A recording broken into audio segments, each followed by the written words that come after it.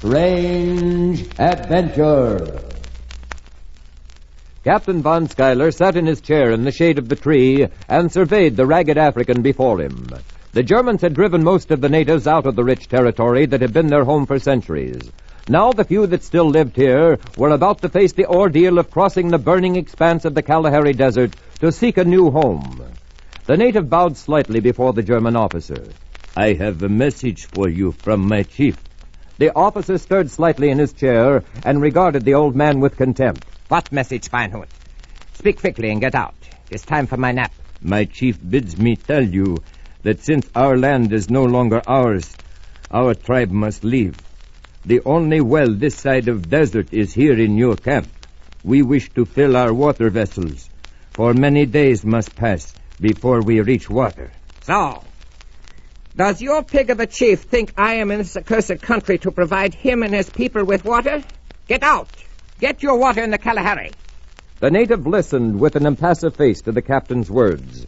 Then he looked straight into the face of the German. The old man raised his hand and pointed toward the border of the Kalahari as he spoke. You who are sending us to our death will die in the desert, not by lack of water, but by it. The officer rose and, in a sudden, impassioned rage, struck the native across the face with his riding crop. The old man did not flinch from the insulting blow, but pointed his hand at his attacker. You shall die. By water in the desert you shall die. I pronounce against you the curse of the Kalahari. A week later, Captain Von Schuyler received orders to take a scouting party into the desert. The Germans, led by native guides, set out upon the long, hard march. On the third day, the last known water hole had been passed, and the trip across the wilderness was beginning to tell upon both men and horses. On they went, until at last the party entered a small canyon. Nestled in the bottom of the rocky defile were two clear pools of water. Von Schuyler called a halt. You men, dismount here. You will drink and water your horses at the larger pool. I am going to have a nice bath in this one. He removed his uniform and waded into the water. The weary soldiers drank their fill, watered their horses, then sat back to enjoy the shade of the surrounding boulders. Suddenly, a strangled cry brought them to their feet.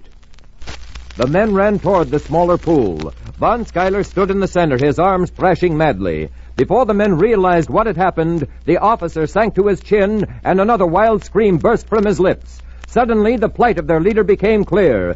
Quicksand. There was a short struggle, and Von Schuyler disappeared, dying, as the old witch doctor had prophesied, by water in the desert, by the dread curse of the Kalahari.